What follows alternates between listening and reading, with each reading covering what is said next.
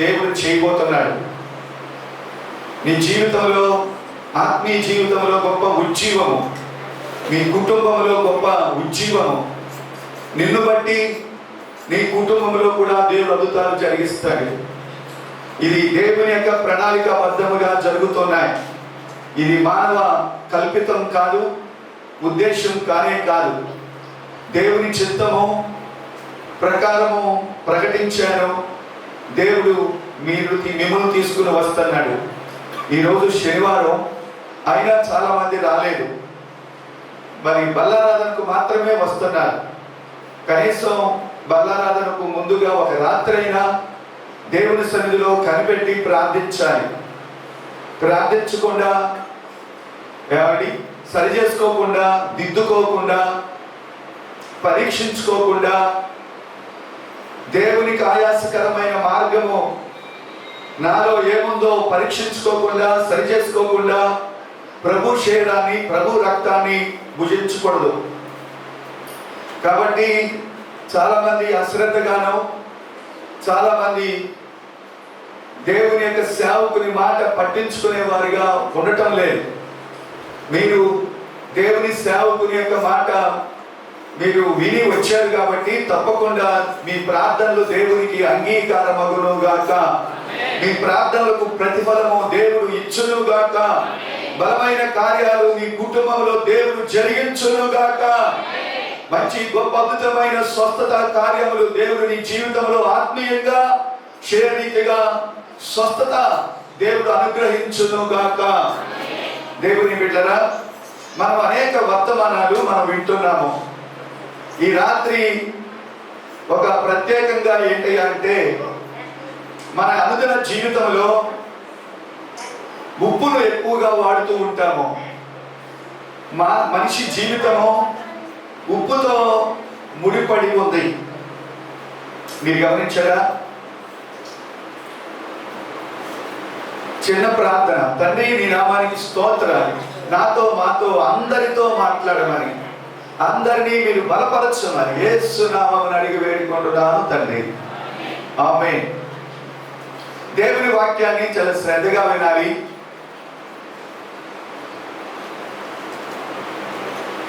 ఉప్పుని గురించి కొన్ని మాటలు ఈ రాత్రి చెప్పాలి అనే ఉద్దేశంతో నేను నిలబడ్డాను. ప్రతి ఒక్క వచనము, మాట, ప్రతిదీ కూడా అవసరమే, అత్యవసరం. రెండవది, ఏది కూడా బైబిల్లో చెప్పబడిన మాట ఏమండి మనము చులకనగా ఎంచకూడదు, విలువైనదిగా ఎంచాలి. ప్రతి మాటలో దేవుని శక్తి దాగి ఉంది. దేవుని బిడ్డరా, ఉప్పును గురించి, ఉప్పుకి చీమలు పడతాయి కానీ, క్షమించండి ఏమండి, పంచదారకి చీమలు పడతాయి. ఉప్పుకి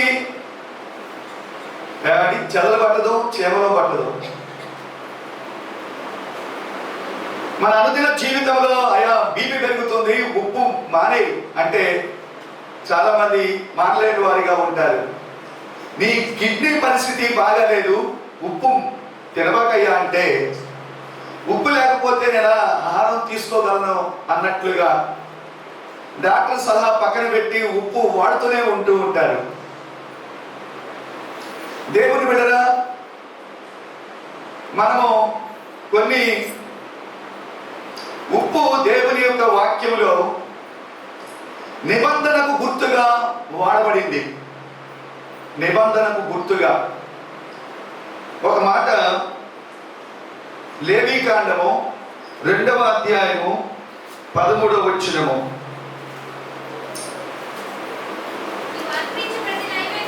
నీవు అర్పించు ప్రతి నైవేద్యమునకు ఉప్పు చేర్చవలెను. నీ దేవుని యొక్క నిబంధన యొక్క ఉప్పు నీ నైవేద్యం మీద ఉంచవలెను. మీరు గమనించారా? నీవు అర్పించు ప్రతి నైవేద్యమునకు ఉప్పు చేర్చవలెను. నైవేద్యము అంటే ఆహారము. పాత నిబంధనలో మనము దేవునికి సన్నిధిలో ప్రార్థన చేస్తూ ఉంటాము. ప్రత్యక్ష గుడారంలో ధూప వేదిక ఉంది. ధూప ద్రవ్యాలు 4 ఉన్నాయి. ధూప ద్రవ్యాలు నైవేద్యము అర్పించేటప్పుడు మీరు ఉప్పును నైవేద్యములకు ఉప్పు చేర్చవలెను. నీ దేవుని నిబంధన యొక్క ఉప్పు నీ నైవేద్యము మీద ఉండవలెను. మీరు గమనించారా? ఈ ధూప ద్రవ్యాలు మంచి వాసన కలిగి ఉంటాయి. రెండవది మధురమైన రుచి కలిగి ఉంటాయి. ఆ సువాసన పోకుండా ఆ రుచి పోకుండా ఉండాలి అని అంటే ఉప్పును చేర్చాలట. ఉప్పును చేర్చు అని దేవుడు చెప్తున్న మాట. ఉప్పు చేర్చినప్పుడు దానికి సూక్ష్మజీవులు అంటుకోవు. మీరు గమనించారా? మనం కూడా మీరు లోకానికి ఉప్పు అయి ఉన్నారు. నువ్వు కూడా ఉప్పుగా ఉంటే సాతాను నిన్ను అంటుకోలేడు. ఉప్పు దేవుని యొక్క సన్నిధిలో నువ్వు ఉన్నప్పుడు సాతాను నిన్ను అంటుకోలేడు, నీ దగ్గరకు రాలేడు, నిన్ను పాడు చేయలేడు. ఈ ధూప ద్రవ్యాలు పాడైపోకుండా ఉండాలి అని అంటే ఉప్పు చేర్చాలి. నైవేద్యము ఆహారము పాడవకుండా ఉండాలంటే ఉప్పు చేర్చు అని దేవుడు సెలవిచ్చాడు. మన యొక్క ప్రార్థన దేవుని దృష్టికి అంగీకారంగా ఉండాలి అని అంటే నిబంధన కూడా మనము చేర్చాలి. ఒక మాట, నిబంధన దేవుడు చేసిన నిబంధన ఉంది, మనము కూడా దేవుని సన్నిధిలో నిబంధన చేయాలి. 2, మోషేకు దేవుడు ఒక నిబంధన గుర్తుగా తన శరీరంలో సున్నతి మీరు ఆచరించాలి. నిబంధన గుర్తు మీ శరీరంలో ఉంటే సమాన దూత ముట్టదు, మీరు కాపాడబడతారు. తర్వాత విశ్రాంతి దినాన్ని ఒక నిబంధనకు గుర్తుగా విశ్రాంతి దినాన్ని మీరు పరిశుద్ధంగా ఆచరించాలి. తర్వాత నిబంధన ఏంటంటే ప్రభు యొక్క శరీరాన్ని, ప్రభు రక్తాన్ని మనము భుజించటమే క్రొత్త నిబంధన. దేవుడిచ్చిన నిబంధనలో నిబంధన గుర్తు మన శరీరంలో ఉంటే సంహారదూత నిన్ను ముట్టలేడు, సాతాను నిన్ను ముట్టలేడు. ప్రభు యొక్క శరీరము, ప్రభు యొక్క రక్తము, క్రొత్త నిబంధన, నా రక్తము వల్ల అయినా క్రొత్త నిబంధన. ఆ నిబంధనలో నువ్వు పాల్గొనాలి. మరొక మాట చెప్తా, నిబంధనకు గుర్తుగా ఉంది ఉప్పు. మీరు ప్రార్థన చేస్తున్నారా? ప్రార్థన చేసేటప్పుడు ప్రభువా నాకు ఆరోగ్యం బాగాలేదు, నన్ను స్వస్థపరచు ప్రభువా అని అడగటమే కాకుండా దేవుని వాగ్దానం కూడా అక్కడ యాడ్ చేయాలి. స్వస్థపరచు యెహోవాను నేనే అని చెప్పావు కదయ్యా, ఈ సమయంలో నేను బలహీనంగా ఉన్నాను, నన్ను స్వస్థపరచు. మరొక మాట, ఇదిగో మనము ఆయన పొందిన గాయముల చేత మీరు స్వస్థత నొందితిరి. మనము దేవుని యొక్క వాగ్దానాన్ని అక్కడ మెన్షన్ చేస్తూ ప్రార్థించాలి. దేవుని యొక్క అది ప్రార్థనలో ఒక అంగీకారమైన ప్రార్థన. రెండవది, సాతాను చేత పీడించబడుతున్నావా? వాగ్దానం కూడా ఎత్తాలి. అపవాది నా మీద పనిచేస్తుంది, యేసు నామములో ప్రార్థిస్తూ గద్దిస్తూ అపవాదిని ఎదిరించి వాడి మీద నుంచి పారిపోతానని చెప్పావు కదయ్యా వాగ్దానము. సమాధానకర్తకు దేవుడు సాతానుని కాలి క్రింద చెదరదొక్కుతాడు, తొక్కించును. మీరు గమనించారా? దేవుని పక్షంగా నువ్వు ఉన్నప్పుడు నీ కాళ్ళ క్రింద సాతాను త్రొక్కే విధంగా దేవుడు నిన్ను నిలబెడతాడు. దేవుని బిడ్డరా, ఉప్పు చేర్చాలి. ఉప్పు నిబంధనకు గుర్తు. నువ్వు ధూపం వేసేటప్పుడు, ప్రార్థన చేసేటప్పుడు దేవుడిచ్చిన వాగ్దానాన్ని అక్కడ చేర్చాలి. అప్పుడు ఆ ప్రార్థనకు బలము చేకూరుతుంది, రుచికరంగా ఉంటుంది ఆ ప్రార్థన. అప్పుల సమస్యతో ఉంటే నువ్వు అప్పు ఇస్తావు కానీ అప్పు చేయవు. నువ్వు శాపము చెయ్యి, ఇచ్చేవాడుగా ఉంటావని చెప్పావు కదా ప్రభువా, నేను అప్పుల సమస్యలో ఉన్నాను, నా అప్పులు తీర్చు అని ప్రార్థించాలి. మీరు గమనించారా? ఒక సమయంలో యాకోబు దేవుని సన్నిధిలో ప్రార్థిస్తున్నాడు. సిరియా దేశంలో లాబాను ఇంట ఉన్న యాకోబు బయలుదేరి తన యొక్క భార్యలను, తన యొక్క కుమారులను వెంట పెట్టుకుని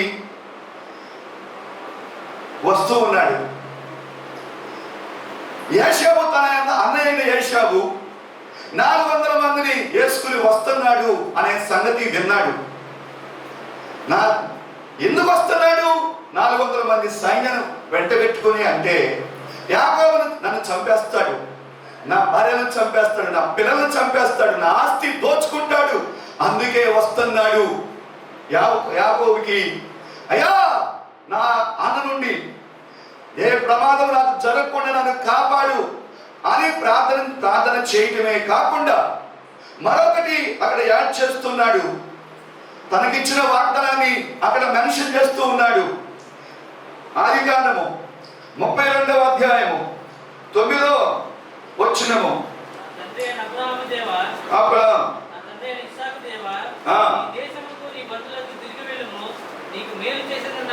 నీ దేశమునకు నీ బంధువుల యొద్దకు తిరిగి వెళ్ళుము, నీకు మేలు చేసినని నాతో చెప్పిన యెహోవా.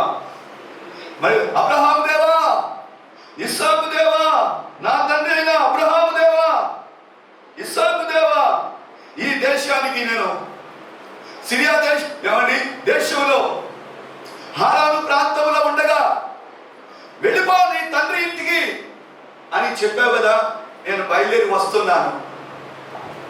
12వ వచనం కూడా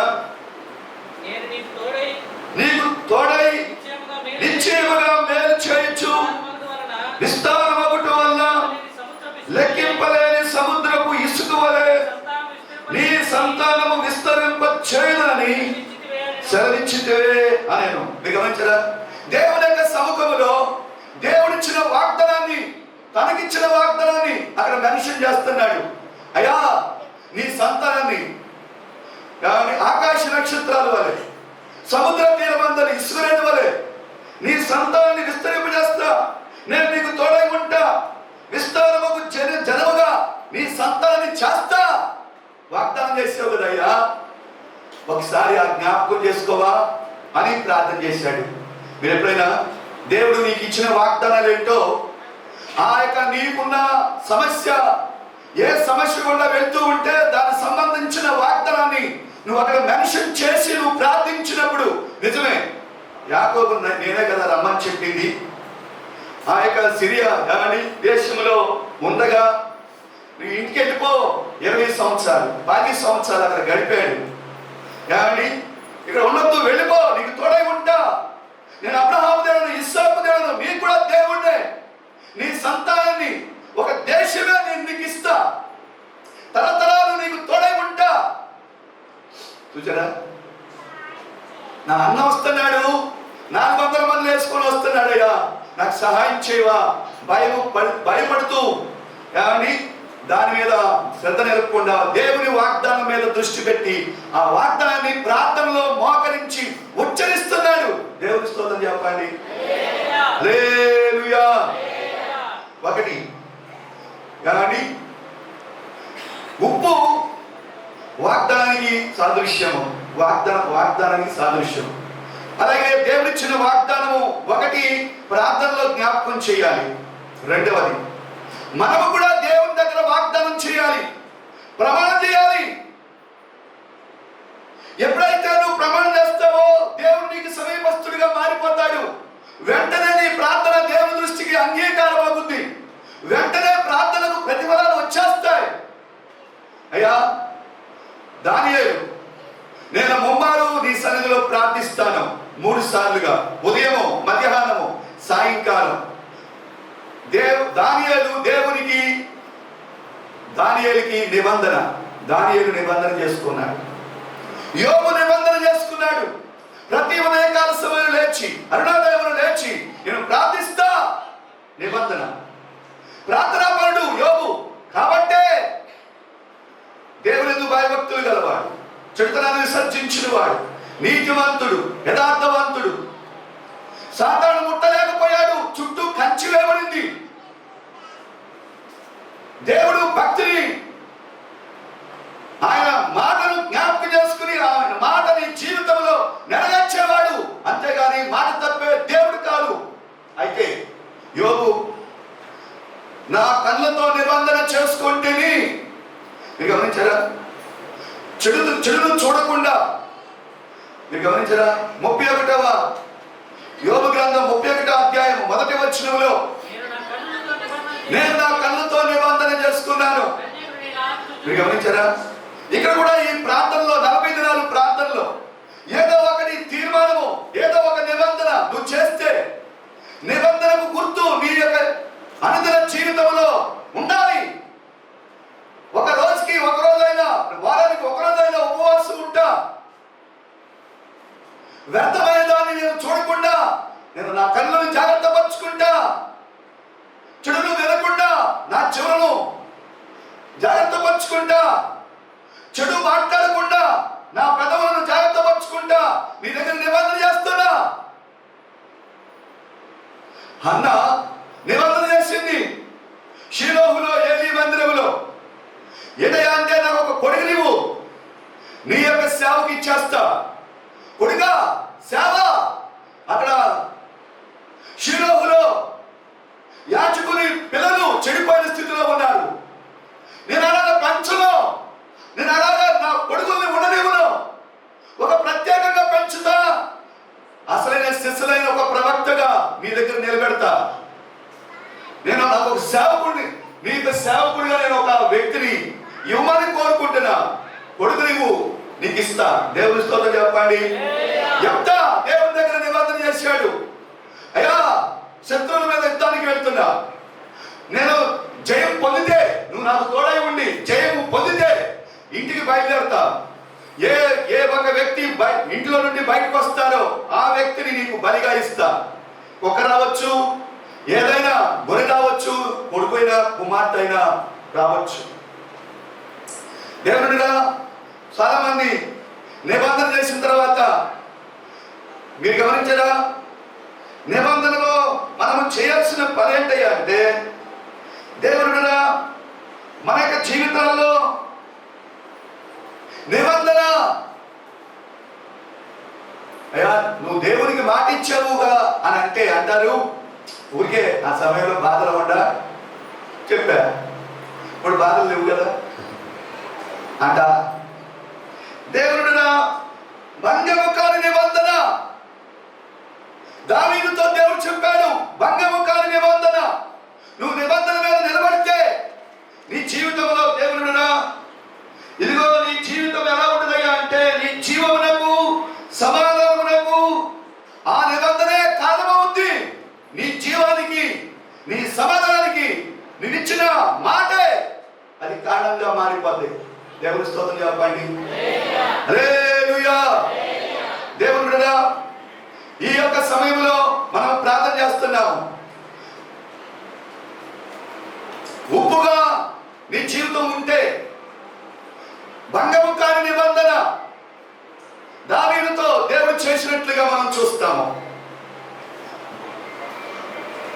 దేవుని నామానికి స్తోత్రం. రెండవ మాట, ఉప్పు ఎలా అవుతాయా అంటే, అది పరచబడుద్ది సముద్రము నుండి వేరు చేయబడాలి. ఉప్పుగా మారాలి అని అంటే నీరు, ఒక మడల్లో నీరు సముద్రం నుండి తీస్తారు. అది సముద్రం నుండి వేరు చేయబడిన ఉప్పు నీరు ఆ మడులుగా పెట్టి అక్కడ ఉంచుతారు.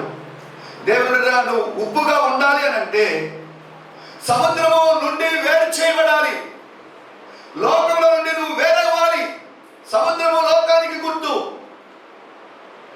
నువ్వు ఉప్పుగా ఉండాలి, రుచికరంగా ఉండాలి అని అంటే, ఉప్పుగా నువ్వు మారాలి అని అంటే దేవుడు నీతో ఉండాలి. దేవునికి అంగీకారమైన వ్యక్తులుగా నువ్వు జీవించాలి అంటే లోకానికి వేరుగా నువ్వు ఉండాలి. మీరు గమనించరా? చాలా మంది నాకు లోకం కావాలి, దేవుడు కావాలి. ఉంటే వెచ్చగా ఉండు, ఉంటే చల్లగా ఉండు, అది నీకు వేరు. చాలా మంది రెండు పడవల మీద కాలేస్తున్నారు. ఉంటే చీకట్లు కోరుకో, లేకపోతే వెలుగులు కోరుకో. ఇక్కడ సంఘము కావాలి, బయట లోకం కావాలి. ప్రార్థన పాపము రెండు ఉండకూడదు. ఏదో ఒక దాని మీదే నువ్వు నిలబడు. దేవుడు కావాలా, లోకాన్ని ఇచ్చిపెట్టాయి. లోకంలో నువ్వు వేరుగా ఉండాలి. మీరు గమనించారా? మారు మనసు పొందాలి. పాప క్షమాపణ నిమిత్తం బాప్తీసం తీసుకోవాలి. బాప్తీసం తీసుకున్న తర్వాత మారు మనసు గుర్తు ఏంటి అంటే ప్రాచీన స్వభావాన్ని విడిచిపెట్టడం. మీరు గమనించారా? పునర్జీవము సంబంధమైన స్నానం, లేకపోతే క్రీస్తును ధరించుకోవటం బాప్తీసం అంటే. క్రీస్తు యొక్క మరణములో పాలుపంపులు పొందటం, పునరుద్ధరణము పొందటం, క్రీస్తు యొక్క రక్తము చేత కడగబడి పవిత్రపరచబడటం. మారు మనసు బాప్తీసం పొందిన తర్వాత లోకానికి వేరుగా ఉండాలి. మీరు గమనించారా? మూర్ఖులకు ఈ తరము వారికి వేరై రక్షణ పొందండి. ఈ రోజున సంఘంలో ఉన్న వ్యక్తులు లోకం కావాలి, దేవుడు కావాలి అనే కోరిక కలిగి ఉంటున్నారు. ఏదో ఒకటే. మీరు గమనించారు? అబ్రహామును దేవుడు తన యొక్క బంధువుల నుండి, తన దేశం నుండి అందరినీ విడిచిపెట్టమంటే అబ్రహాము బయలుదేరాడు. కానీ తనతో పాటు లోతు యొక్క కుటుంబాన్ని కూడా వెంట పెట్టుకుని వచ్చాడు. లోతు కుటుంబము ఉన్నంతకాలం అబ్రహాము మేలు పొందల. ఎప్పుడైతే లోతు కుటుంబము సుధమ కుమార వైపు వెళ్ళిపోయారో అప్పుడే దేవుడు వాగ్దానం చేసిన వాగ్దాన పుత్రుడు ఇస్సాకు గర్భమున పడ్డాడు. దేవుని స్తోత్రం చెప్పండి. మీరు గమనించారా? దేవుని ప్రణాళికలో అబ్రహాము ఒక్కడే ఉన్నాడు. అబ్రహాము శారా వాళ్ళే దేవుని పిలుపు ద్వారా వచ్చిన వాళ్ళు.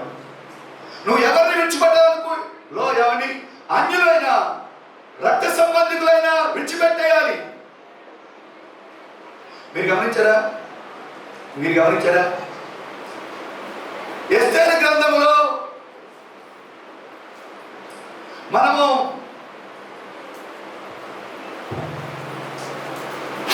మొర్దెకైను చూస్తాము. రాజు యొక్క ఆవరణంలో గేటు దగ్గర కాపలాదారుడిగా, ఒక యూదుడుగా హామాను సాష్టాంగ పడలేదట. అందరూ సాష్టాంగ పడుతున్నారు. ఆయన ఎందుకు సాష్టాంగ పడలేదు? యూదులు దేవునికి మాత్రమే మొక్కాలి, ఎవరికి మొక్కకూడదు.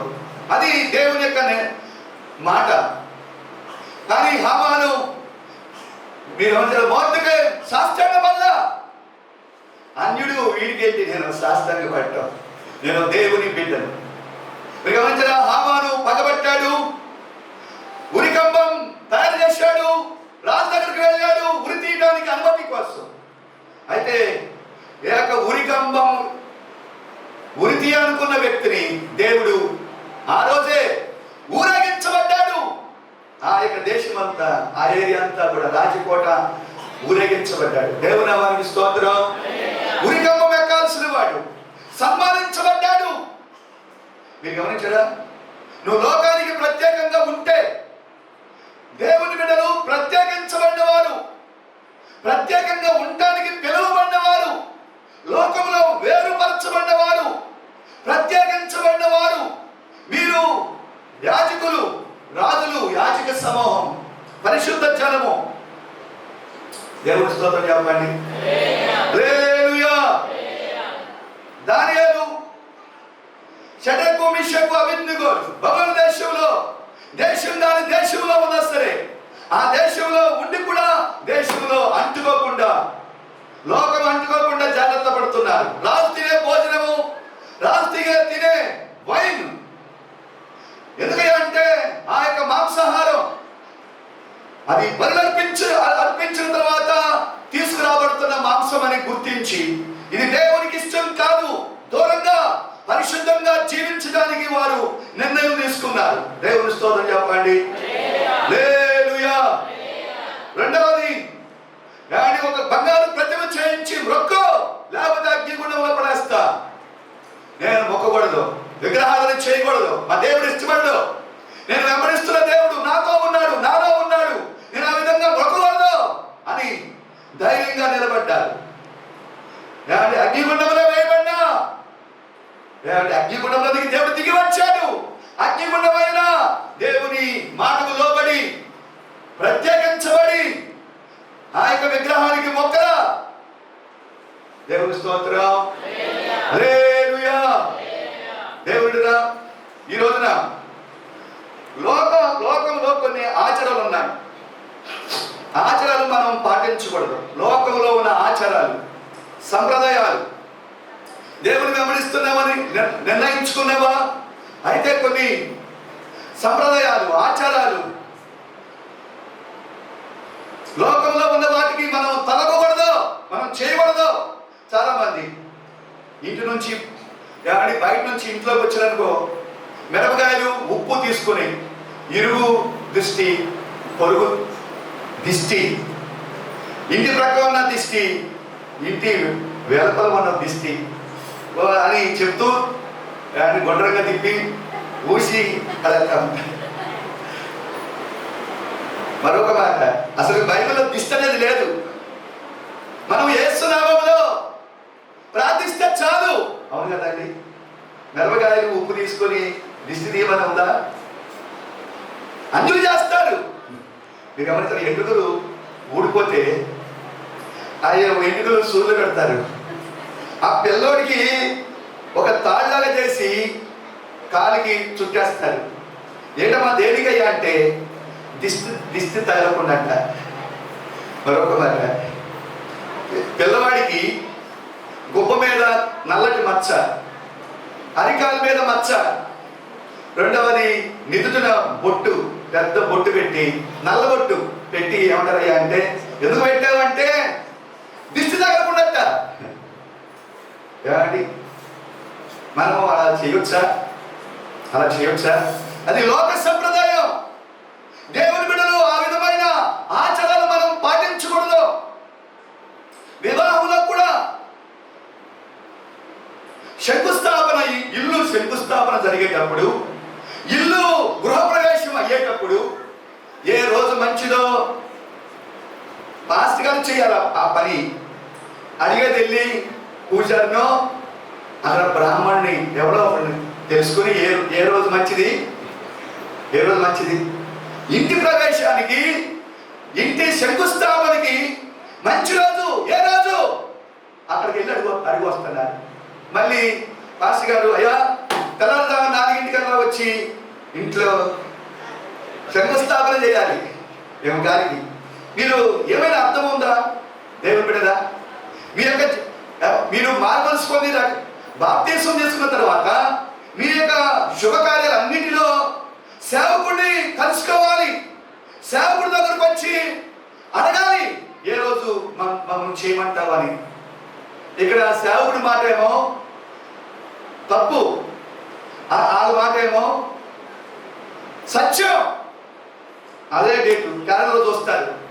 మీరు ఏమంటారు, వివాహం జరిగించేటప్పుడు కూడా నక్షత్రాలు చూస్తారు. 2 నక్షత్రాలు కలవాలట. వాళ్ళు 2 నక్షత్రాలు కలిస్తే విస్ఫోటనం వచ్చేస్తుంది. గ్రహ బలాలు కలవాలట. 2 పేర్లు పట్టి చూస్తాడు అతను. నక్షత్రాలు కలవాలి, గ్రహాలు కలవాలి. 2 గ్రహాలు కలిస్తే భూకంపం వచ్చేస్తుంది. మీరు గమనించారా? ఇలాగా అలాగా పెళ్లి జరిగి చేసిన వాళ్ళు చాలా మంది విడిపోయిన వాళ్ళు నాకు తెలుసు. ఏమండి తర్వాత పెళ్ళిళ్ళకి ఆ దగ్గరికి వెళ్ళి డేటు టైము అక్కడ తెలుసుకుని ఇక్కడికి వచ్చి పెళ్లి చేయండి, 12 రోజున 12 తాళిబొట్టు కట్టాలి. అక్కడ పాస్టర్లు వేధిస్తారు. ఏమండి ఏ సంప్రదాయాలు? మనం లోకంలో నుండి నువ్వు వేరవ్వాలి. మీరు గమనించారా? నువ్వు లోకంలో వేరవకుండా. ఒకసారి నేను ఒక ఇంటికి వెళ్ళా. ఇంటి ప్రవేశానికి రమ్మన్నారు. అదంతా రొచ్చుగా ఉంది, దుర్వాసన కొడుతుంది. లోపలికి వెళ్తే ఆవును తిప్పారట. ఆవు తిప్పి మళ్ళా నేర్పడి రావాలట. నేను అసలు కేవలం బుద్ధి ఉందా? నేను రాకేంటి, నేను కట్ చేయటం ఏంటి? ఏమండి పాస్గా ఎలా వాడుకుంటున్నారయ్యా అంటే ఏమండి ఏమైనా అర్థం ఉందా అండి? లోకము వేదవాణి సంప్రదాయాలు మనము పాటించకూడదు. ఉప్పుగా నువ్వు మారాలి అని అంటే లోకానికి వేరైనప్పుడే నువ్వు నీ జీవితంలో నీవు కార్యం చూస్తావు.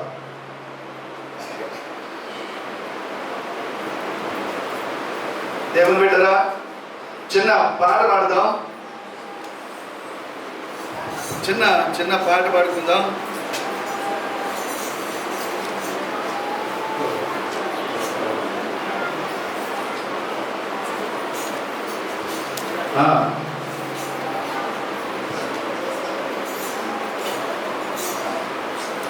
ఇంతగా నన్ను ప్రేమించినది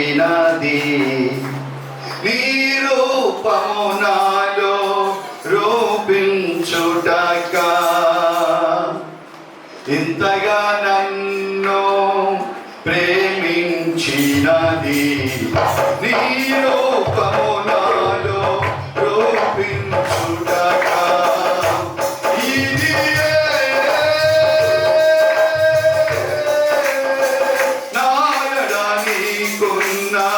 నిత్య సంకల్పమా, నాయడ నీకున్నా నిత్య సంకల్పమా. ఇంతగా నన్ను ప్రేమించినది నీ రూపము నాలో రూపించుటకా. ఇంతగా నన్ను ప్రేమించినది నీ రూపము నాలో రూపించుటకా. శ్రమలలో సిలువలో నీ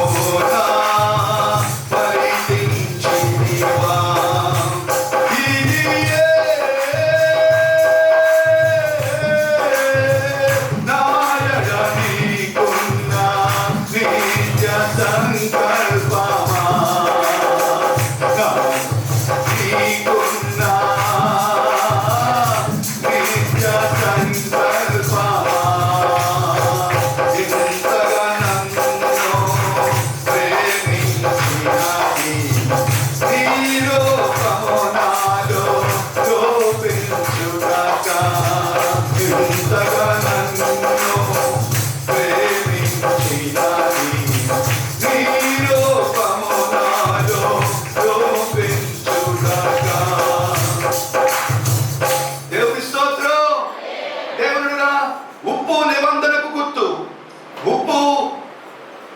ఉప్పుగా నువ్వు మారాలి అంటే సముద్రం నుండి వేరు చేయబడాలి. ఉప్పు తెల్లగా ఉంటుంది, తెలుపు పరిశుద్ధతకు గుర్తు. దేవుడుగా నీ జీవితంలో మీరు ఉప్పై ఉన్నారు, లోకానికి ఉప్పై ఉన్నారు. మీరు లోకానికి ఉప్పుగా ఉన్నారు. ఉప్పు రంగు తెలుపు పరిశుద్ధతకు గుర్తు. మన దేవుడు పరిశుద్ధుడు,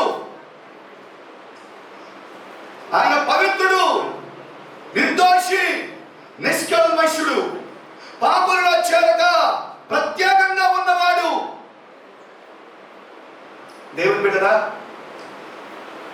మారు మనసు పొంది మా బాప్తిస్మం తీసుకున్న తర్వాత, ప్రభువుని తన రక్తముతో కడిగిన తర్వాత పరిశుద్ధతను కాపాడుకోవాలి.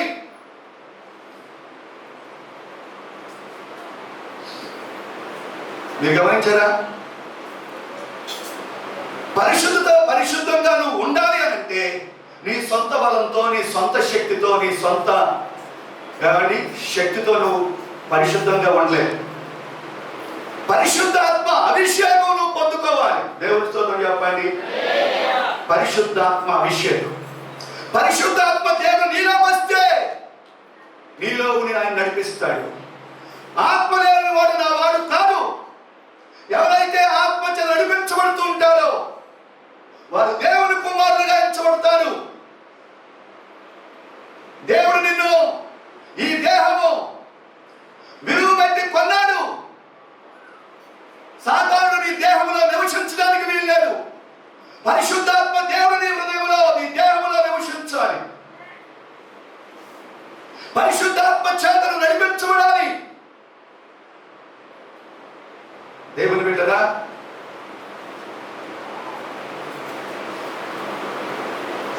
ఈ అవయవాలు దుర్నీతికి సాధనాలుగా ఉండకూడదు, నీతికి సాధనాలుగా ఉండాలి.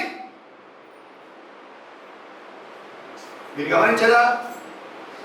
పరిశుద్ధాత్మ అభిషేకము కొరకై నువ్వు ఎంతగానో ప్రార్థించాలి. ఎవరైతే ఎడతెగక దేవుని దగ్గర కనిపెడతారో వారికి పరిశుద్ధాత్మ దేవుణ్ణి వరంగా దేవుడు వారికి ఇస్తాడు. దేవుని స్తోత్రం చెప్పండి. యోసేపు పాపమును జయించాడు. పాపము పిలిస్తే దూరంగా పారిపోయాడు. కారణం యోసేపు దేవుని యొక్క పరిశుద్ధాత్మ అభిషేకము యోసేపులో ఉంది. మీరు గమనించారా? సెల్ ఫోన్ నీ దగ్గరే ఉంటది. మీరు గమనించారా? పాపం చేయడానికి అవకాశం ఉన్నప్పుడు చేయకుండా ఉండటమే అదే నువ్వు విజయము పొందినట్టు. పాపం నీ దగ్గర రాలా, నువ్వు జైల్లో ఉంటావు. నీ జైల్లో ఉంటే నీ దగ్గరికి ఎవరొస్తారు? పాపము చేయడానికి నీ దగ్గర అవకాశం ఉంది, కానీ అవకాశం ఉండి కూడా పాపం చేయకుండా ఉండావు అంటే అదే విజయవంతమైన జీవితం. దేవుని స్తోత్రం చెప్పండి. నీ దగ్గర వైఫై ఉంది, సెల్ ఫోన్ ఉంది, ఏదైనా చూడొచ్చు, కానీ చూడటానికి నువ్వు ఇష్టపడకుండా ఉన్నావా? జయము. దానియేలు పరిశుద్ధాత్మ దేవతలో ఆత్మ గలవాడు. దేవుని ఆత్మ అతనిలో ఉంది.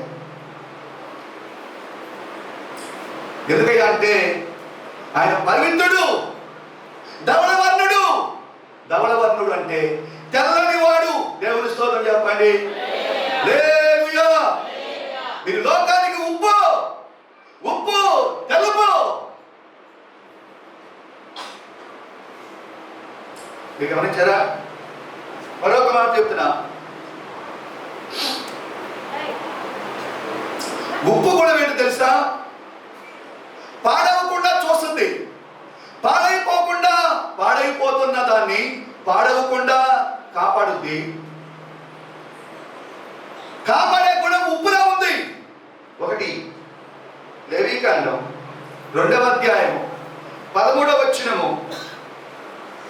నీవు అర్పించు నైవేద్యము ఉప్పు చేర్చాలి, అయితే చూడండి, నిబంధన ఉప్పు అర్పింపవలెను, నీ అర్పణలన్నిటిలో ఉప్పు అర్పింపవలెను. మీరు గమనించరా? ఉప్పు గుణం ఏంటి అంటే పాడైపోకుండా కాపాడే గుణం ఉప్పులో ఉంది. మీరు గమనించరా? ప్రత్యక్ష గుడారములో, పరిశుద్ధ స్థలములో సముఖము రొట్టెల బల్ల ఉంది. అక్కడ 6 రొట్టెలు ఒక దొంతరగా, 6 రొట్టెలు ఒక దొంతరగా 12 రొట్టెలు సముఖము రొట్టెల బల్ల మీద యాజకులు పెడతారు. ఎప్పుడు పెడతారు?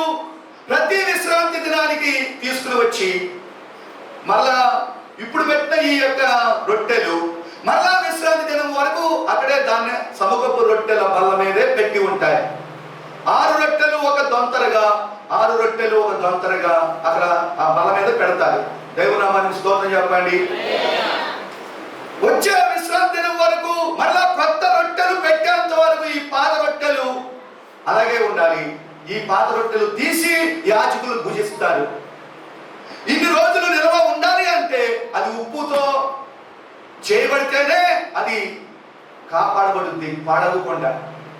మీరు ఊరగాయ పచ్చళ్ళు పడతారు, నువ్వు ఎంత నూనె పోసిపోయి కానీ లేకపోతే ఎల్లిపాయలు కానీ దాంట్లో దినుసులన్నీ వేసినా నువ్వు కనుక ఉప్పు వేయటం ఒకవేళ మర్చిపోయావు అనుకో, ఒక 20 రోజులకి నువ్వు తీసి జాడీ చూడు, జాడీ చూస్తే ఎట్లా ఉంటుంది? తెల్లగా మారిపోయి ఉంటుంది, బూజు పట్టేసి పనికి రాకుండా ఉంటుంది. దేవుని బిడ్డరా, కాపాడే గుణం నువ్వు కనుక నువ్వు ప్రార్థన చేసే వ్యక్తువు కానీ ఇంట్లో ఒక ఉప్పుగా, ఒక ప్రార్థించే ఒక తల్లిగా నీ ఇంట్లో ఉంటే నీ ఇల్లు పాడవకుండా భద్రపరచబడుద్ది. నీ సంఘములో ఒక ప్రార్థించే ఒక ప్రార్థనా పరురాలుగా, ఒక ఉప్పుగా సంఘములో ఉంటే సంఘము పాడవదు. నీ యొక్క దేశానికే అనేక మంది దీవెనకరంగా దేశానికే పాడైపోకుండా కాపాడే వారు ఉన్నారు. దేవునామానికి స్తోత్రం. దేవునిరా, ఉప్పు గుణం ఏంటయ్యా అంటే మీరు ఉప్పై ఉన్నారు, నువ్వు పాడైపోవు, నువ్వు భద్రంగా ఉంటావు. పాడవుతున్న నీ కుటుంబంలో నీ ప్రార్థన ద్వారా నువ్వు కాపాడబడాలి, నీ కుటుంబము కాపాడబడాలి. ఒక మాట యెహెజ్కేలు గ్రంథము, ఒక చిన్న మాట యెహెజ్కేలు గ్రంథము చూడండి. యెహెజ్కేలు గ్రంథము 22వ అధ్యాయము 30వ వచనము. నేను దేశమును పాడు చేయకుండానట్లు ప్రాకారమును దిట్టపరచుటకును బద్దలైన సందులలో నిలుచుటకును తగిన వాడెవడని నేను ఎంత విచారించినను ఒకడైనను కనబడలేదు. కావున నేను నా క్రోధము వారి మీద కుమ్మరింతును, వారి ప్రవర్తన ఫలము వారి మీదకి రప్పించిన. ఇదే ప్రభు అయిన యెహోవా. మీరు గమనించరా? నేను దేశమును పాడు చేయకుండానట్లు, పాడు చేయబడకుండా బద్దలైన సందుల్లో నిలబడి ఎవరైతే ప్రార్థిస్తారో అక్కడ పాడు అనే మాట నిలబడదో ఉండదో, పాడవుతున్నది బాగుంది నీ ప్రార్థన ఫలితంగా. దేవుని స్తోత్రం చెప్పండి. పాడు చేయబడుతున్న స్థలములో బాగయ్యే పరిస్థితి నీ ప్రార్థన ద్వారా జరగాలి, నీ ఇంట్లో జరగాలి, నీ యొక్క సంఘంలో జరగాలి. నువ్వు ఒక ఉప్పుగా వాతావరణం పాడైపోతూ ఉంటే నీ ప్రార్థన ద్వారా నిలబెట్టబడాలి, బాగు చేయబడాలి. పాడైంది అని అంటున్నావంటే నువ్వు చేసే ప్రయత్నం కూడా నువ్వు చేయట్లా, సంఘములతో ఆసక్తి కలిగి నువ్వు ప్రార్థించట్లా, కుటుంబంలో నువ్వు ప్రార్థించట్లా. ఏ స్థలమైతే ప్రార్థనా పరులైన ఉప్పు లాంటి స్త్రీలు ఉంటారో లేకపోతే పురుషులు ఉంటారో ఆ స్థలము పాడవదా? బాగా ఉంది. పాడు చేయబడుతున్న స్థలంలో పాడవకుండా బద్దలైన సందులు నిలబడి ఎవరు నిలబడతారా ఎదురు చూస్తున్నారట దేవుడు. దేవుని నామానికి స్తోత్రం. హల్లెలూయా. ఏం చెప్పాను నేను? ఒకటి నిబంధనకు గుర్తు, రెండవది లోకానికి వేరే వారి, మూడవది పరిశుద్ధులకు గుర్తు, నాలుగవది కాపాడబడుద్ది. బాగు బాగు ఏమని పాడవదు, బాగు చేయబడుద్ది. మీరు గమనించారా? మరొకటి కరిగి ఏమని కరిగి మళ్ళా కనబడకుండా అయిపోద్ది. నీళ్ళలో కరుగుద్ది, ఎక్కడైనా కూరల్లో కరిగిపోద్ది, ఎక్కడైనా కరిగి కనబడకుండా మాయమైపోద్ది. దేవుని స్తోత్రం చెప్పండి. హల్లెలూయా. చూసారా? కొంతమంది కొన్ని చర్చిల్లో ఏదైనా చందా 1000 రూపాయలు ఇచ్చారనుకో, వాళ్ళందరూ కనబడాలి. కొంతమంది పాట పాడాలి అని వస్తున్నారు. పాట దేవుని చిత్తమా అండి? దేవుని చిత్తం కాదు. వాళ్ళు కనబరుచుకోవాలి. ఎన్ని 116 చదివించాడు మీద. ఎక్కడ ఉంది పాడబడినట్టుగా 116 చదివించాడు. ఆ సంద అందరూ వినాలి. నేను ఇచ్చాను మా బిడ్డ పక్షంగా. దేవుడిగా శ్రీ అందరూ కనబడాలి. అందరూ నేను నీ పేరు అక్కడ కనెక్షన్ చేయాలి, జరగాలి. మీరు గమనించారా? ఆయన ఒక కొండ మీద బాగు చేశాడు 3 రోజులు. కానీ ఒక చిన్న పిల్లవాడు ఆ యొక్క 5 రొట్టెలు 2 చిన్న చేపలు తీసుకొచ్చి తల్లి గడితే తీసుకొచ్చి ఆయన ఆకలి కూడా చంపేసుకుని శ్రద్ధగా విన్నాడు. మీరే ఎవరి దగ్గర ఏదైనా ఉందా? అందరూ ఆకలితో ఉండిపోతారు. ఒకవేళ దూర ప్రాంతం వెళ్ళే వాళ్ళు ఆహారం పెట్టకుండా వెళ్తే పడిపోతారు. మీ దగ్గర ఏదైనా ఉందా అంటే ఆ చిన్న పిల్లవాడు నా దగ్గర ఉంది, అందరి దగ్గర ఉన్నాయి, కానీ వాళ్ళు బయట తీయలే. వాళ్ళ క్యారీ దగ్గర కూడా కట్టుకొచ్చారు. అక్కడ ఆ యేసు ప్రభుకి ఇస్తే నాకు నా పనేం కాను, నీ డబ్బులు నాకేం కాను. కూర్చురా. ఆ పిల్లవాడు ఏమీ లేదు కాబట్టి ఏం ఆలోచించకుండా అడగగానే యేసు ప్రభు చేతుల్లో పెట్టాడు. యేసు ప్రభు కళ్ళెత్తి ఆ యొక్క రొట్టెను విరిచాడు. ఏమండి? రాశుల్లాగా పెరిగిపోయింది. 5,000 మంది పురుషులు, ఇంకా స్త్రీలు ఇక్కడ ఎంతమంది దగ్గర స్త్రీలే, కానీ అక్కడ పురుషులు లెక్క చూశారు 5,000. ఇంకా తినగా 12 గంపలు ఎత్తబడ్డాయి.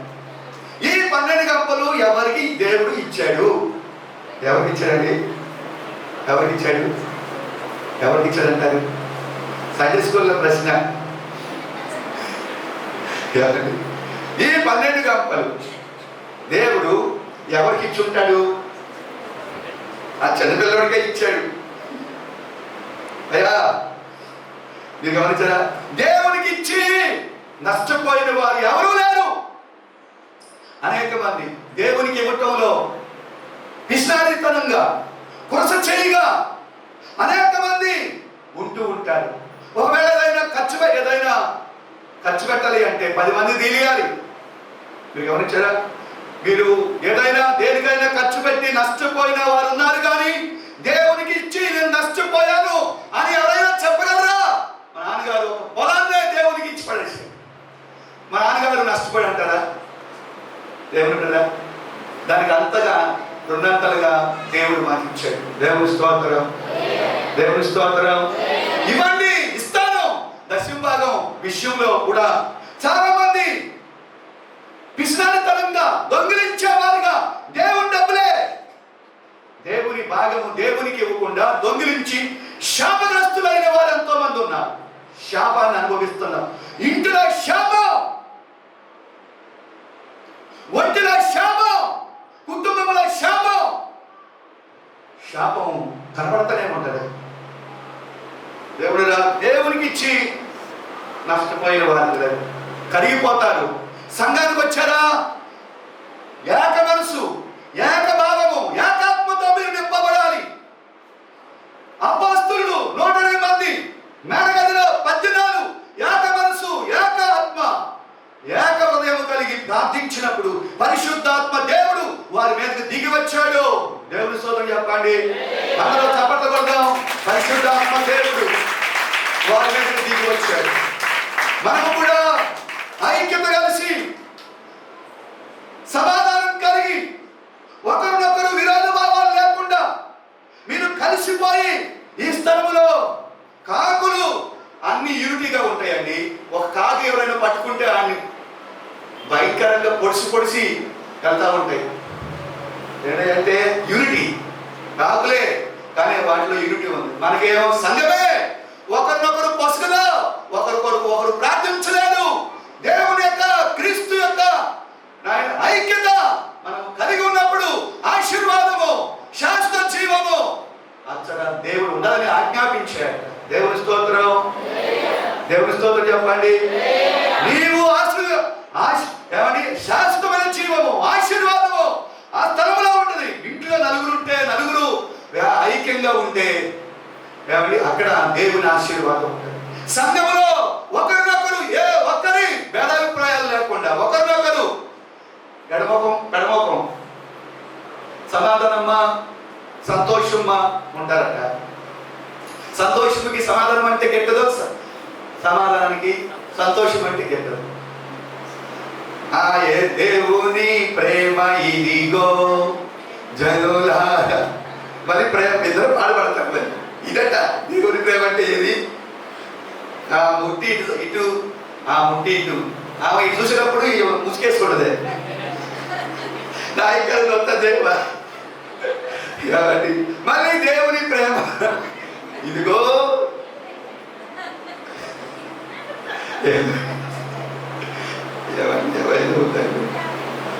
ఏది దేవుని ప్రేమ? మనం దేవుడు ఎలా ప్రేమించాడండి? సరే దేవుడు ఎలా ఏం చెప్పాను నేను? కరిగిపోద్ది. మరొక మాట రుచినిచ్చుద్ది. నువ్వు కూరల్లో నువ్వు ఏదైనా చికెన్ ఏ కూర అయినా అన్నీ వేసి అన్నేసి చూడు, నన్నేసి చూడు. నువ్వేం చేసినా ఉప్పు వేయకపోతే తీసి పక్కన పెట్టిదే. ఏమండి అన్నేసి చూడు, నన్నేసి చూడు. అప్పుడు సరైన రీతిగా మీరు గమనించారా? ఉప్పు యాక్టివ్. మీరు గమనించారా? అనారోగ్యంగా ఉంటే జ్వరం వస్తే డాక్టర్ దగ్గరికి వెళ్తే సెలైన్ ఎక్కిస్తారు. సెలైన్ ఏంటి అంటే ఉప్పు నీరే. నరాలు యాక్టివ్గా పనిచేస్తాయట ఉప్పు నీరు అంటే ఆ సెలైన్ ఎక్కగానే. దేవుని బిడ్డలా ఉప్పు రుచినిచ్చుద్ది. నువ్వు అక్కడ రాగానే అక్కడ వాతావరణమే రుచికరంగా మారిపోవాలి. కొంతమంది నీ మాటలో అమ్మా మీరు గమనించారా? కొంతమంది తోటలు తీస్తారు వాళ్ళ నోట్లో నుంచి. ఒక ఆయనట నాకు షుగర్ వచ్చింది అని చెప్పాడట. షుగర్ వచ్చిందా? ఇటీవలే మా ఇంటి పక్కనోడు షుగర్ వచ్చింది కాలు తీసి చేశాడు. అయిపోతా నువ్వు కూడా నీ కాలేలో చేయబోద్ది అని సిగ్నల్స్ అనమాట. అడుగు మీరు గమనించారా? ఏమని చెప్పాలి?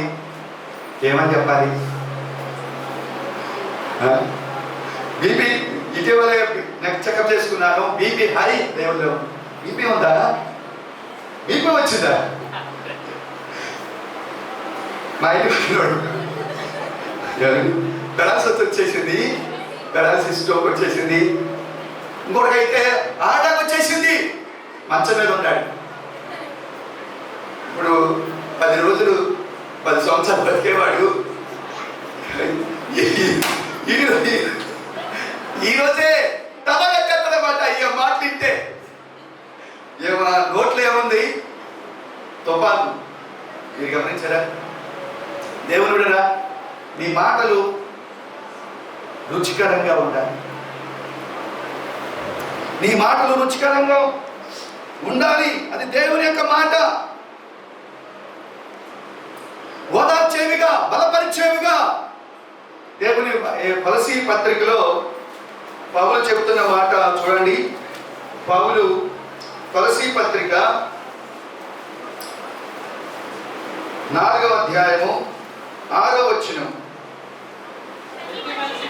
ప్రతి మనుషునికి ఎలాగూ ప్రత్యుత్తరం ఇవ్వవలెనో అది మీరు తెలుసుకొనుటకై మీ సంభాషణ ఉప్పు వేసినట్లుగా ఎల్లప్పుడూ రుచికరముగాను కృపా సహితముగాను ఉండనీయుడి. కృపా సహితముగా ఉండాలి, ఎల్లప్పుడూ రుచికరంగా ఉండాలి. నీ నోరు రుచికరంగా ఉండాలి. నువ్వు ఉప్పువి, ఆ విషయం మర్చిపోబాకు. నీ పిల్లలు ఏమైనా మీరు గమనించరా? జీవము మరణము నాలుక విషయాల్లో ఉన్నాయి. కొంతమంది డబ్బాలో రాలేసి గిలగిల కూటికి గుడ్డకి పనికిరాని మాటలు మాట్లాడుతూ ఉంటారు. ఎవరైతే నోటిని భద్రంగా కాపాడుకుంటారో వారి సర్వశరీరాన్ని కాపాడుకుంటారట. చాలా మంది సాతాను చేతికి, నీ నోటి మాటల ద్వారా సాతాను చేతికి చిక్కిపోతున్నావు. నీవు నీ యొక్క దేహానికి శ్రమ తెచ్చుకు పెట్టుకుంటావు. నోరు సరిగా మీరు జీవము మరణము జీవము నాలుక విషయాల్లో ఉన్నాయి. నువ్వు నాలుగుతో ఏది పరిగితే అది దేవుడు అవునుగా కానీ పరిగెత్తాడు. నీ నోట్లో ఎంత శక్తి ఉందో తెలుసా? దేవుని మాటలో ఎంత శక్తి అయితే ఉందో నీ నోటి మాటల్లో కూడా అంతే శక్తి ఉంది. ఆ విషయాన్ని మర్చిపోవద్దు. అందుకే నీ నోటిని జాగ్రత్తగా వాడు. లేనిది ఉన్నట్లుగా, ఉన్నది లేనట్లుగా పరిగితే దేవుడు చేస్తాడు ఆ పని.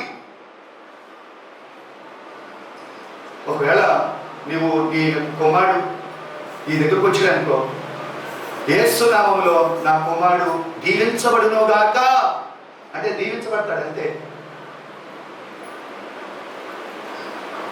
అయ్యా నా కుమారుడు నాకంటే, నా తండ్రి కంటే, నా పితరుల కంటే, నా బంధువులందరికంటే నా కుమారుడు దీవించబడును గాక అని నువ్వు ఎల్లప్పుడూ చెప్తా ఉండు. దేవుని హస్తము నీ కుమార్తెను దీవించు, తల్లిగా తండ్రిగా. అయితే నీ కొడుకును దీవించు. నీ నోటి మాటల ద్వారా దేవుడు తప్పకుండా నెరవేరుస్తాడు. నీ యొక్క మాటలే నేను సైతాను చేతికి చిక్కిపోయి బంధకాలు చేస్తా ఉంటాను. మీరు గమనించారా? కొంతమంది అట్ట మీరు గమనించారా? గాడిద అంటే నక్క గురించి, అది గాలిని శ్వాస పీల్చి కడుపు నింపుకున్నాయట, గాలిని వేస్తున్నాయట. గాలిని పోయేసుకుంటున్నాయి. కొంతమంది గాలి మాటలు మాట్లాడుతూ ఉంటారు. వినేవాడు గాలోడే, మాట్లాడేది గాలోడే. నీ నోటి మాటలు వ్యర్థంగా నోరు పారేసుకోకూడదు. వ్యర్థంగా నోటిని భద్రపరచుకోవాలి. నేను ఒకసారి చెప్పాను, దుష్టులు చెదరగొట్టు పొట్టువలే ఉంటారు. దుష్టులు ఎలాగూ ఉండక గాలి చెదరగొట్టు పొట్టువలే ఉంటారు. గాలి అయ్యా నీ కొడుకు ఏం చేస్తున్నాడంటే ఎరుడు డ్రమ్లో పనిచేస్తున్నాడు. ఎరుడు డ్రమా అని కాదు, అతడు ఏమండి గాలి ఎటు తోస్తే అటు వెళ్ళిపోతా ఉంటాడు. ఎయిర్వేస్లో పనిచేస్తున్నాడు. మీరు గమనించారా? అని కాదు, మన యొక్క జీవితం వ్యర్థంగా గడపొద్దు. వ్యర్థమైన మాటలు వినకూడదు. వ్యర్థమైన మాటలు నువ్వు చెప్పకూడదు. ఇక్కడ ఏముందయ్యా అంటే ఏముంది? నీ మాటలు సంభాషణ ఉప్పు వేసినట్లు ఎవరికి ఎలాగూ ప్రత్యుత్తరం ఇవ్వనో అది మీకు తెలుసుకొనుటకై మీ సంభాషణ ఉప్పు వేసినట్లుగా ఎల్లప్పుడూ రుచికరముగాను కృపా సహితముగా ఉండాలి. కృపా సహితముగా నేను ఈమెతో మాట్లాడుతున్నాను. ఈ మాట మాట్లాడవచ్చా, మాట్లాడకూడదా? నోటిని నాలుకను భద్రపరచుకో. కృపా సహితంగా ఉండాలి, ఉప్పు వేసినట్టుగా ఉండాలి, రుచికరంగా ఉండాలి. బాధలో ఉన్నవారు నీ మాటలు విని ఓదార్చబడాలి, ధైర్యవంతులుగా మార్చబడాలి. వాడు ఇంకా 10 సంవత్సరాలు బతకాలి. దేవుని స్తోత్రం చెప్పండి. హల్లెలూయా. మీరు గమనించారా?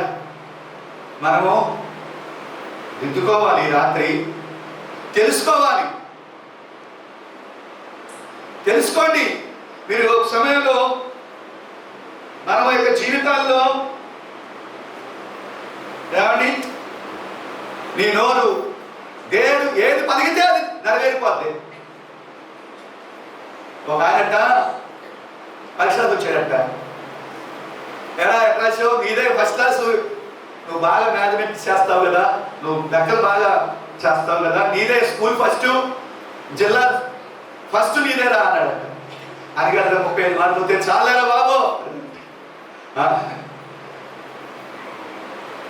ఆయన మంచి భక్తి పడు.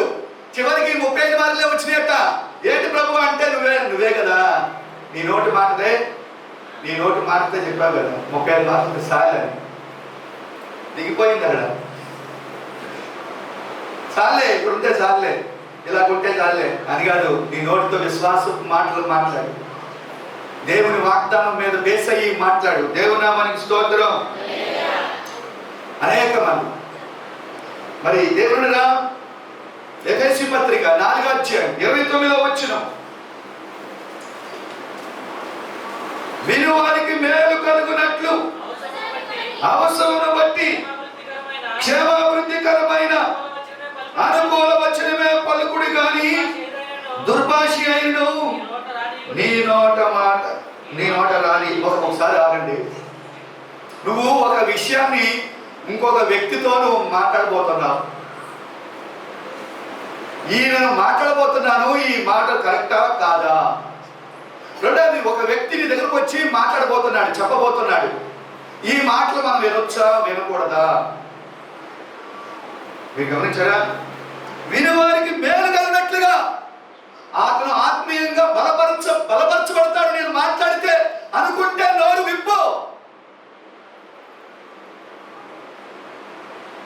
బాధ కానీ కూటికి గుడ్డకి రాని మాటల్లో మాట్లాడబాకు. కొంతమంది ఏమని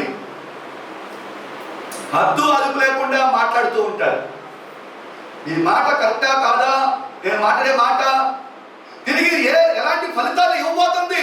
ఈ మాట ఫలితంగా తిరిగి ఏ ఫలితం రాబోతుంది గుర్తించకుండా టపటక మాట్లాడేస్తారు. నీ నోరు, నీవు మాట్లాడే ప్రతి మాటకు విమర్శ తినవద్దు, లెక్క అప్పగించాలి. మృదువైన మాట కోపాన్ని చల్లార్చుదట. మృదువైన మాట, నువ్వు కోపాన్ని చల్లార్చే వ్యక్తిగా ఉండాలి కానీ కోపాన్ని రేపే వ్యక్తిగా ఉండకూడదు. అనుకూల వచనమే పలుకుడు గాని నీ నోట రాని క్షేమాభివృద్ధికరమైన అభివృద్ధి పరిచే క్షేమాన్నిచ్చే మాటలే నువ్వు మాట్లాడు. దేవుని స్తోత్రం చెప్పండి. హల్లెలూయా. ఇక్కడ అనేక మంది సిస్టర్స్ ఉన్నారు, బ్రదర్స్ ఉన్నారు, కుటుంబంలో ఉంటున్నాం, సంఘంలో ఉంటున్నాం. నీ నోటి మాటలు ఉప్పి వేసినట్టుగా ఉండాలి. క్షేమాభివృద్ధికరమైన వచనాలే పలకాలి. మరొక మాట చెప్తున్నా, ఉప్పట మార్పు ఉన్నదట, మార్పు లేదట. మీరు కల్లుప్పు ఉంది, ఇంతలా ఉప్పు, దాన్ని మొక్కలు చేయండి. పెద్ద ఉప్పు ఎంత అయితే ఉందో, చిన్న పొలికలుగా ఉన్నాయి కూడా పెద్ద ఉప్పుగా ఉన్నప్పుడు ఎంత అయితే ఎలాంటి అయితే ఆకారం ఉంటుందో, ఈ చిన్న చిన్న దాని అవి కూడా అలాంటి ఆకారమే కలిగి ఉంటుంది. ఉప్పులో మార్పు ఉండదు. దేవుడురా ఒక మాట చెప్తున్నా, నువ్వు ప్రార్థన చేస్తున్నావా భర్త మార్పు కోసం, లేకపోతే పిల్లవాడి యొక్క మార్పు కోసం, ఉద్యోగం కోసం, వివాహం కోసం, ఆర్థిక ఇబ్బందుల కోసం ప్రార్థిస్తున్నావా? ఏ రోజైతే నువ్వు ప్రార్థన విశ్వాసముతో మెండైన విశ్వాసంతో నువ్వు ప్రారంభించావో, మధ్యలో మీరు గమనించారా, మీ భర్త కోసం ప్రార్థన చేస్తే నెల రోజులు ప్రార్థన చేసావు. అతివరకు కన్నా తాగుడు ఎక్కువైంది, అతివరకు కన్నా పరిస్థితులు ఇంకా దారుణంగా ఉండే. అప్పుడు ఏం చేస్తాను, ఈ ప్రార్థన లేదు, ఏమి లేదు, నేను నెల రోజులు కనిపెట్టా, ప్రార్థన చేశా, ఈ దరిద్రుడు ఇంకా తాగుతున్నాడు భయంకరంగా అని అనుకుంటున్నావా? అమ్మా, నీ ప్రార్థన, నీ విశ్వాసంలో మార్పు రాకూడదు. మొదటి రోజు ఎలాగైతే నిండైన విశ్వాసంతో ప్రారంభించావో, నీ భర్త విషయంలో కానీ కొద్దిగా పెరిగిన, లేకపోతే ఆర్థిక ఇబ్బందులు తీసేవి ప్రభువా, ఆర్థిక పరమైన అవసరతలు ఎంతో అప్పులో ఉన్నా అప్పులు కూడా తీర్చబడాలి, నా ఆర్థిక ఇబ్బందులు, నీ ఆర్థిక పరంగా నేను అభివృద్ధి పొందాలి అనుకున్నావా? ప్రార్థిస్తూ ఉండగా ఇంకా ఆర్థిక పరంగా ఏమండి దిగజారిపోతున్నావేమో. ఆ సమయంలో కూడా ఏమండి మార్పు ఉండకూడదు, నీ ప్రార్థనలో మార్పు రాకూడదు, నీ విశ్వాసంలో ఒకే ఏకధాటిగా నిశ్చయంగా ఉండాలి నీ ప్రార్థన, నిబ్బరంగా ఉండాలి నీ విశ్వాసం. దేవుడు చూస్తాడు ఆశ్చర్యంగా ఫలితాలు ఇచ్చేస్తాడు. దేవుని నామానికి స్తోత్రం. అనేక మంది 40 దినాలు, కొంతమంది అండి 2 సంవత్సరాలు పాల్గొన్నారట, కొంతమందికి అనుకున్నది జరగలేదట, ఈ సంవత్సరం రాలేదట. అదండి అమ్మా, దేవుని యొక్క టైము ప్రతిదీ కూడా ఆన్ టైం, దేవుని యొక్క టైం ఉంటుంది. ఈ యొక్క విశ్వాస యాత్రలో మార్పు ఉండకూడదు. అర్థం కాలేదైనా ఏమండి, అక్కడ ఈ ఉప్పు ఏమండి చితక్కొట్టబడిన, నలగొట్టబడిన, కానీ ఆకారం మాత్రం మారకూడదు. నలిగిన, బాధల్లోకి వెళ్ళిన, కష్టాల్లోకి వెళ్ళిన ప్రార్థన ఆత్మ ఆగిపోకూడదు, విశ్వాసం ఆగిపోకూడదు. ఆవగిందంత విశ్వాసం ఉంటే ఈ పొడను ఎత్తి సముద్రములో పడవేయబడదు గాక విశ్వాసంతో చెప్తే ఆవగింజంట. మీరు గమనించరా, ఆవగింజ చిన్నగా ఉంటుంది, అవును కదండి? మీరు గమనించరా, ఆవగింజంత విశ్వాసం. ఆవగింజ ఎలా ఉంటుంది? పరిపూర్ణంగా గుండ్రంగా ఉంటుంది. ఆవగింజ పరిపూర్ణతకు గుర్తు. దేవుని స్తోత్రం చెప్పండి. హల్లెలూయా. మనము తాలింపులో వేసి ఒక 5 నిమిషాలు నూనెలో వేపిన, కూరలో వేసి నీళ్ళల్లో ఉడకబెట్టిన ఆవగింజ ఆకారం పోద్దంటారా? ఆ ఆకారం ఆకారంగానే ఉంటుంది. మీరు గమనించారా? నీకు ఎలాంటి సమస్యలు ఎదురైనా నీ ఆకారం పోకూడదు. దేవుడు మార్పు లేని వాడు, దేవుడు నమ్మదగిన వాడు. నువ్వు కూడా మార్పు లేని విశ్వాసము, మార్పు లేని ప్రార్థనా జీవితము నువ్వు కలిగి ఉండు. దేవుడు చూస్తాడు నిన్ను. ఎవ్వరు ఎక్కలేనంత ఉన్నత స్థాయిలోనికి దేవుడు నిన్ను ఎక్కిస్తాడు. దేవుని స్తోత్రం, దేవుని స్తోత్రం. యోసేపు 14 సంవత్సరాలు ఏమని కష్టపడ్డాడు, శ్రమల గుండా వెళ్ళాడు. దేవుడు ఇంకా వద్దు, ఈయన్ని ప్రమోషన్ ఇద్దామనుకున్నాడు. కష్టాలు కొద్దిగా ఈయన్ని ఉన్నత స్థితిలో పెట్టేసేయాలనుకున్నాడు. దేవుని ప్రణాళిక నలుగొట్టాడు. ఏమని జైల్లో పడేసి అవమానం గుండా, నిందల గుండా ఏమని వెళ్ళాడు. దేవుడు యోసేపు విడిచిపెట్టలేదు. దేవుని నామానికి స్తోత్రం. హల్లెలూయా. దేవుడు ఈ సమయంలో దేవుని సముఖంలో మనం ఉన్నాము. మన దేవుడు నమ్మదగిన వాడు. నిన్ను విడిచిపెట్టాలని అనుకోబాకు. ఎవరు నిన్ను విడిచిపెట్టినా దేవుడు మాత్రం నిన్ను విడిచిపెట్టడు. దేవుడు మార్పు లేని వాడు. అలాగే ఉప్పు కూడా మార్పు లేదు. కల్లుప్పు ఎన్ని ముక్కలు చేసినా దాని ఆకారంగానే అది ఉన్న ఆకారంగానే ఉంటుంది. నీ జీవితంలో ఎత్తైన పర్వతము, మీకు గమనించరా, జెరుబాబేలు పక్షముగా ఒక గొప్ప పర్వతము అడ్డుగా వచ్చిందట. జెరుబాబేలు మీద దేవుని ఆత్మ అభిషేకము నిలిచి ఉంది. జెరుబాబేలు పక్షముగా ఓ గొప్ప పర్వతం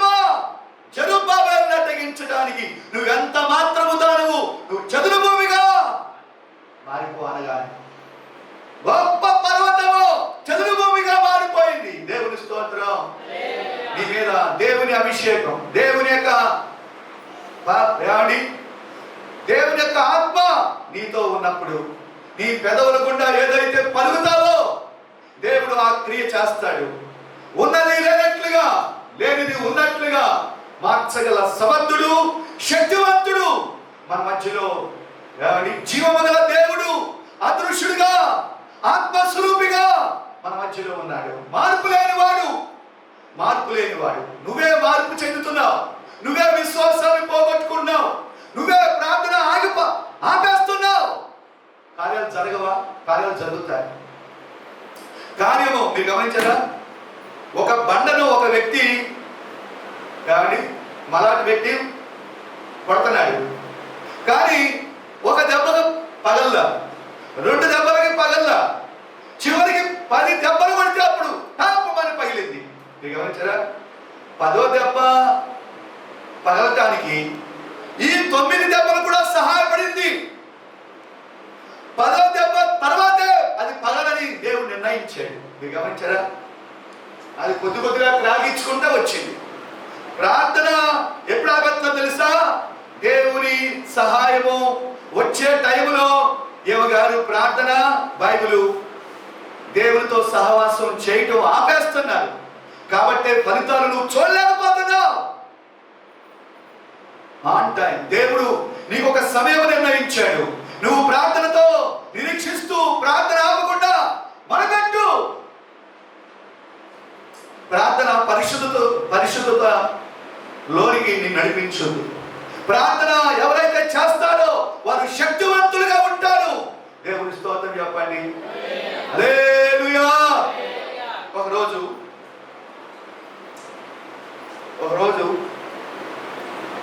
బస్సింగ్ అయ్యారు. బస్సింగ్ గారు మెడ్రాస్లో కూటం జరుగుతున్నాయట.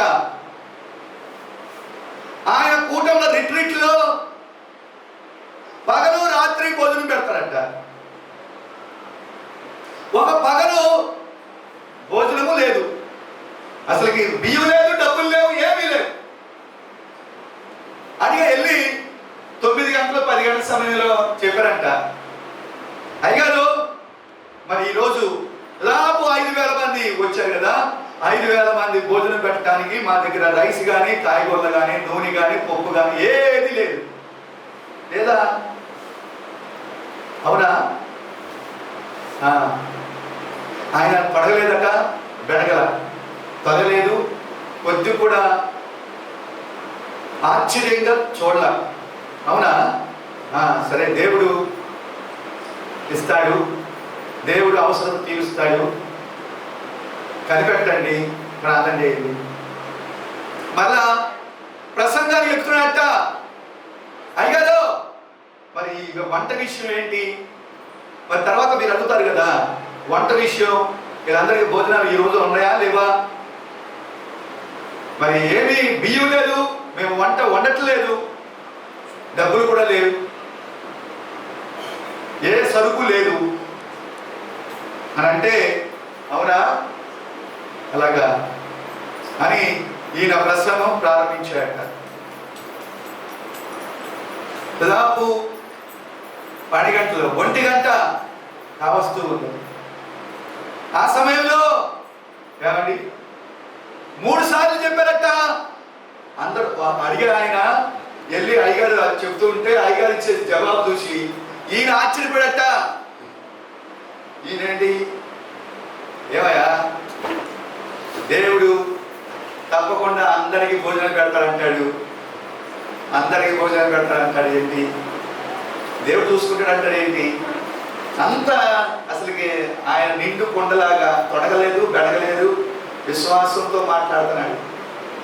ఇది ఎలా సాధ్యం? 35,000 సంఘాలు కట్టినట్ట ఆయన. బస్సింగ్ గారు గొప్ప విశ్వాస వీరుడట. నేను ఒకసారి చెప్పాను పోయిన వారం. బస్సింగ్ గారు ఏమండి హైదరాబాద్ నుండి మెడ్రాస్ ట్రైన్కి వెళ్తూ ఉంటే ఆయన ఒక యవనస్తుడు అదే కంపార్ట్మెంట్లో పడుకున్నాడట, లేచాడట. 9 గంటల సమయంలో చూశాడట, ఈయన మోకాళ్ళు ప్రార్థన చేస్తున్నాడట. 10 గంటల సమయంలో చూశాడట, ప్రార్థన చేయడం చూశాడట. 3 గంటల సమయంలో మెలకు వచ్చిందట.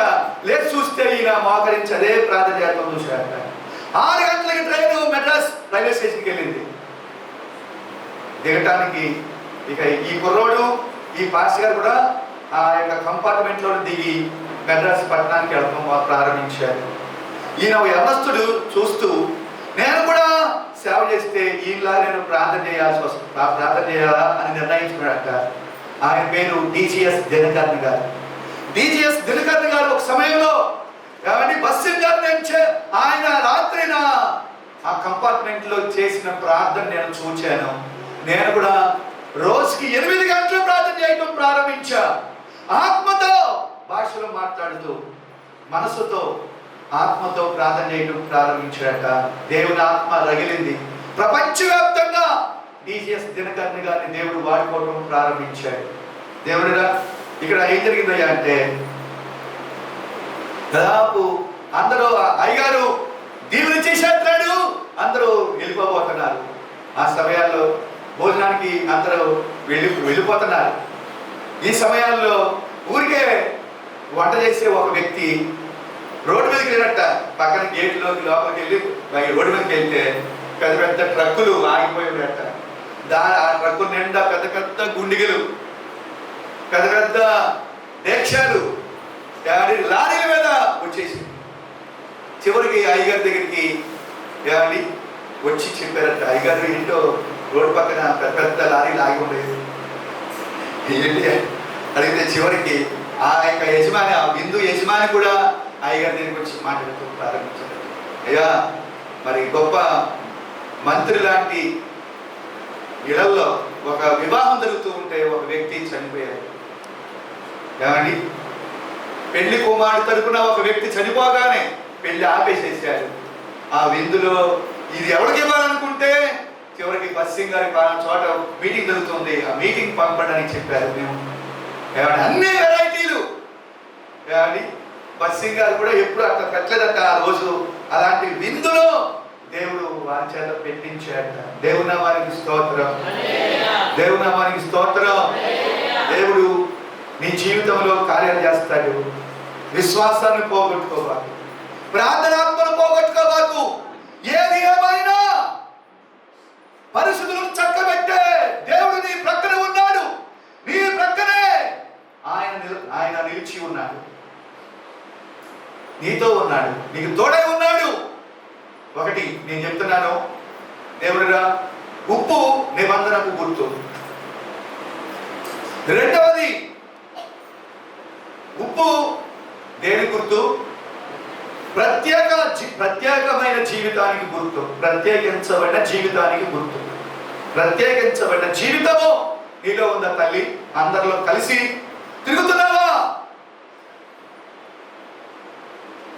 లోకము కావాలి, దేవుడు కావాలంటే కుదరదు.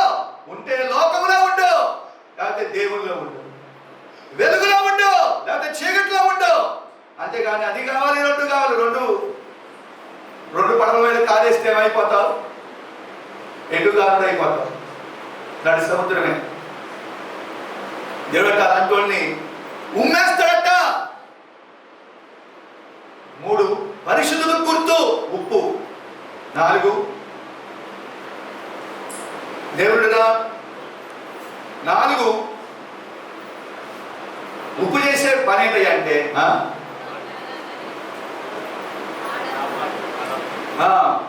కాపాడుద్ది, పాడైపోకుండా కాపాడుద్ది.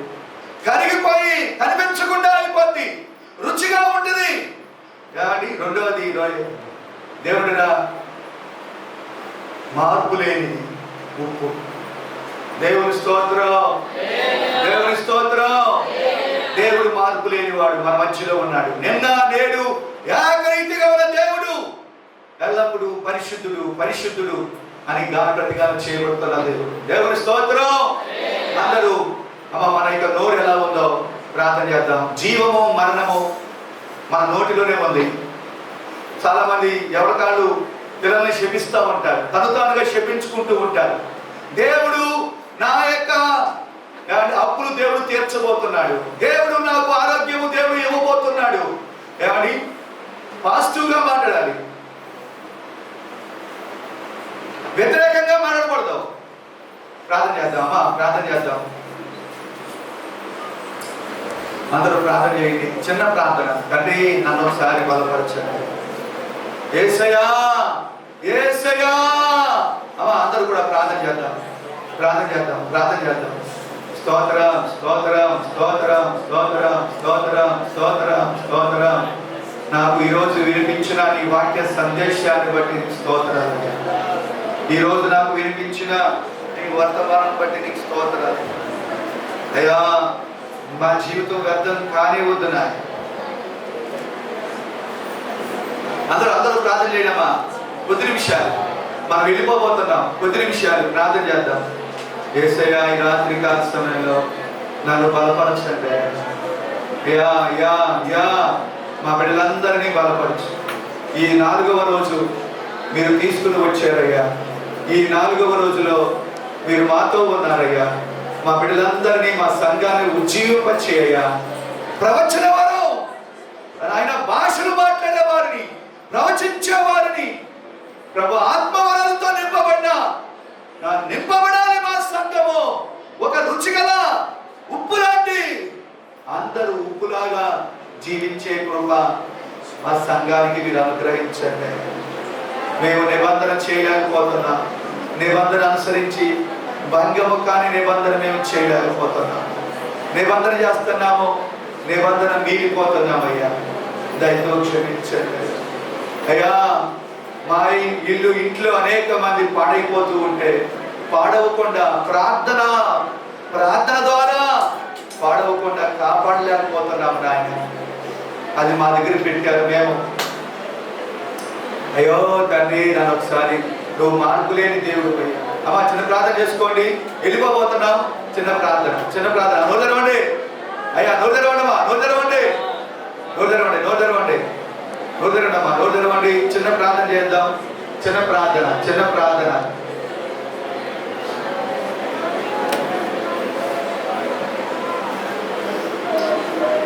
చిన్న ప్రార్థన చేసుకుందాం. జీవనదిని నా హృదయములో ప్రవహింపజేయుమయ్యా. నిత్య జీవనదిని నా హృదయములో ప్రవహింపజేయుమయ్యా. శరీర క్రియలన్నీయో నాలో నశింపజేయుమయ్యా.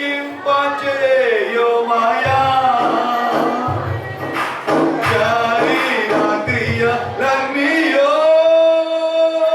నాలో నశింపజేయుమయ్యా. జీవనదిని నా హృదయములో ప్రవహింపజేయుమయ్యా. నిత్య జీవనదిని నా హృదయములో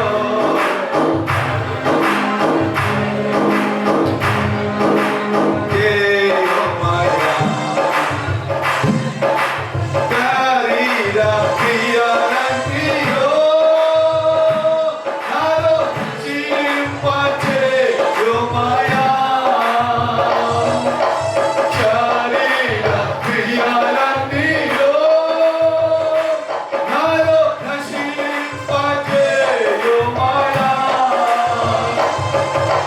జీవనదిని నా హృదయములో ప్రవహింపజేయుమయ్యా.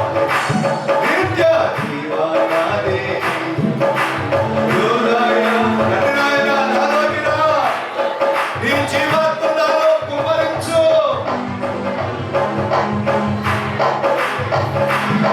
ఎండిన ఎముకలన్నీయో నాలో పజేయుమయ్యా. ఎండిన ఎముకలన్నీయో నాలో జీవింపజేయుమయ్యా.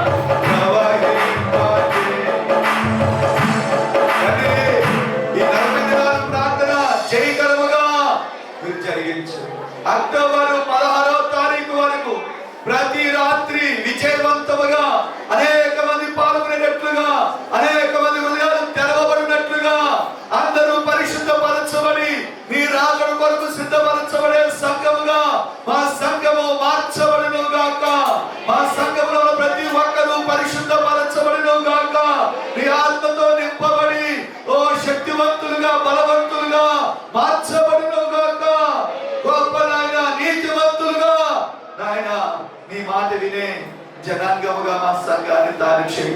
ప్రతి ఒక్కరికి గొప్ప ఆసక్తి, గొప్ప పట్టుదల నీ బిడ్డలందరికీ అనుగ్రహించబడును గాక నాయన. అలాగే నాయన లూదిమ గారి యొక్క అయ్యా తండ్రి కోడలు గారి కొరకై ప్రార్థిస్తున్నాం. అన్న ఆరోగ్యవంతాలుగా చేయి. ఆమెకున్న నిమ్ము నుంచి ఆ యొక్క ఇన్ఫెక్షన్ నుంచి విడిపించు. హార్ట్ లో ఆయన చెస్ట్ లో ఉన్న ఆ యొక్క ఇన్ఫెక్షన్ నుంచి విడిపించు. యేసు నామములో స్వస్థత కలుగును గాక అని ప్రార్థిస్తున్నామయ్యా. అద్భుతం జరగాలి నాయన. అన్నాను ఆరోగ్యవంతాలుగా చేయి. అయ్యో ప్రభా లూదిమ గారిని బలపరచు నాయన. హాస్పిటల్లో ఉంది, తోడై ఉండు. మంచి అయ్యా నీ కాపుదల లూదిమ గారికి దయచేయి. అన్నాకు స్వస్థత దయచేయి. త్వరగా రికవర్ అయ్యి ఇంటికి చేరుకునే కృప దయచేయి. అలాగే పద్మ ఉస్మా గారి యొక్క చెల్లి గారి కుమార్తె నిఖిత కొరకై ప్రార్థిస్తున్నాం. ఆ బిడ్డ అయ్యో నిమ్ముతో పీడించబడుతూ హాస్పిటల్లో ఉంది. యేసు నామములో స్వస్థత కలుగును గాక. అలాగే దావీదు గారు వారికి ఇచ్చిన కుమారుడు, అలాగే తండ్రి కోడలు వారికి ఇచ్చిన మనవడు మనవరాలు చుట్టూ అరుగున జ్వరం నుంచి యేసు నామములో విడుదల స్వస్థత కలుగును గాక అని ప్రార్థిస్తున్నాం. అలాగే లూదిమ గారు, అలాగే సత్యం గారు ఆయన కుటుంబంలో కూడా ఉన్న జ్వరం నుంచి విడిపించు, స్వస్థత దయచేయి. అలాగే తండ్రి ఈ స్థలంలో తిమోతి గారి చుట్టూ మీరు ఖర్చు ఎవరి బిడ్డ చేస్తున్న ఆ యొక్క పరిచర్య దీవించబడడానికి చేయను. ఆయన విజయ్తో కూడా మీరు మాట్లాడు. విజయ్ నీలో నిలిచి ఉండే బిడ్డగా చేయి. విజయ్ చేస్తున్న డ్యూటీలో శివ చుట్టూ ఖర్చు. ప్రత్యేకంగా ఈ స్థలంలో అయా ప్రసాద్ గారు, అలాగే తండ్రి బన్ను అయా కంటి ఆపరేషన్ కొరకు మేము ప్రార్థిస్తున్నాం. అద్భుత రీతిగా ఆపరేషన్ విజయవంతముగా జరుగునుగాక. నాయన ఎంతో నాయన డబ్బు అవసరమై ఉంది ఆపరేషన్ కి. నాయన మీరు ఏర్పాటు చేయండి, ద్వారాలు తెరవండి. బన్నును కూడా ఆరోగ్యవంతుడిగా యేసు నామములో మార్చబడునుగాక, స్వస్థత కలుగునుగాక. ఆయన అయ్యా చెల్లి సుజాత చుట్టూ మీరు ఖర్చు. అయ్యా బిడ్డ కుమారుడి నిమిత్తం ప్రార్థన చేస్తున్నాం. అయ్యా ఆపరేషన్ విజయవంతముగా జరగాలి. ఆ కంటి చూపు సరిచేయబడునుగాక. రాజేంద్ర కొరకు, రాజేంద్ర ప్రసాద్ కొరకు ప్రార్థిస్తున్నాం. తప్ప ఎక్కువగా ఆయన నీ శరీరంలో బలపరచబడాలి నాయన. అలాగే నాయన కరుణేష్ గారు, మణి గారు ఇచ్చిన గర్భఫలం చుట్టూ కూడా మీరు ఖర్చు. కరుణేష్ గారు నీలో బలపరచబడాలి. సమీర్ గారు, మేరీ గారు చుట్టూ మీరు ఖర్చు. అలాగే నాయన మీరే అద్భుతం జరగాలి నాయన. మీరే ఆశ్చర్యమైన కార్యాలు మీరు జరిగించమని ప్రార్థిస్తున్నాం. అలాగే త్రినాథ్ గారు, అలాగే తండ్రి నాయన యాకోబు గారు, లేయ గారు చుట్టూ మీరు ఖర్చు. వారి కుమార్తె సుఖంజలి వారు దయచు. సంతోష్ కుమార్ చుట్టూ మీరు ఖర్చు. సంతోష్ కుమార్ ఆ చదువుతున్న స్టడీస్ లో విజయాన్ని. అలాగే నాయన సురేష్ గారు, జగరాణి గారు కుటుంబం చుట్టూ మీరు ఖర్చు. సురేష్ గారు ఆత్మీయతలో వర్ధిల్లాలి, కాపాడబడాలి. అలాగే నాయన అలాగే రాజేష్ శైలజయ్ గారు వారికి ఇచ్చిన కుమార్తెల చుట్టూ ఖర్చు.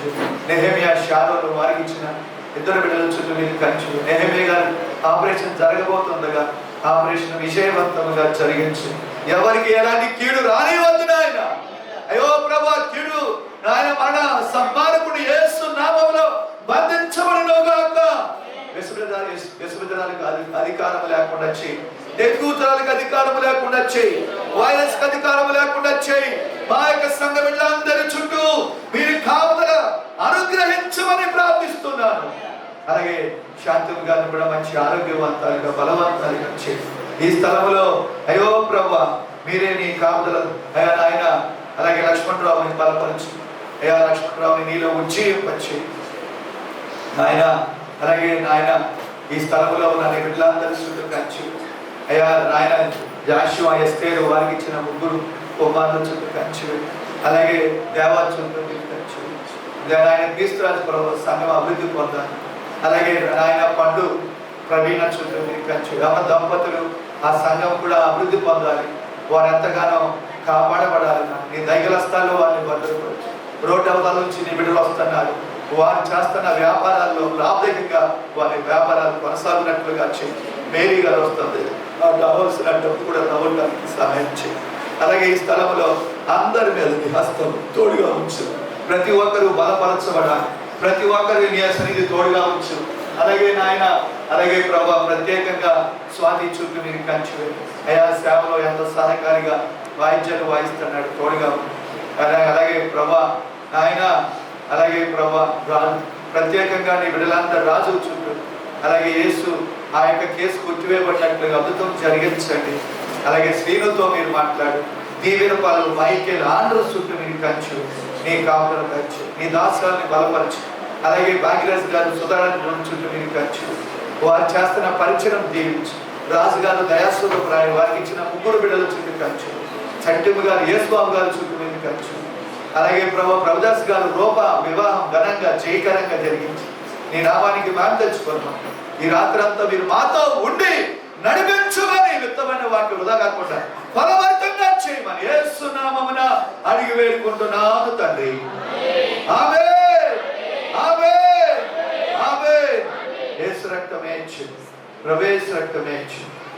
తండ్రి, కుమార, పరిశుద్ధాత్మ దేవుని యొక్క సన్నిధి ఈ యొక్క ఆరాధనలో పాల్గొని నీ బిడ్డలందరికీ రేపు జరగబోతున్న ఆరాధనకు, అలాగే నీ సన్నిధిలో నీ బిడ్డలు నాయన 40 దినాలు ప్రార్థన ప్రత్యేకంగా చేయాలి తీర్మానం చేసుకుని ప్రతిరోజు రావాలని ఆశించిన బిడ్డలకు ప్రత్యేకమైన నీ సన్నిధి వారికి తోడై ఉండునుగాక. చివరి వరకు వారు నాయన వచ్చి నీ సన్నిధిలో పాలు పంపులు పొంది గొప్ప మేలు వారికి కలుగునుగాక. ఆమేన్, ఆమేన్. యేసు రక్తమే, ప్రవేశ రక్తమే, సంపూర్ణమైన విజయము జయము కలుగునుగాక. ఆమేన్. అందరికి వందనాలండి.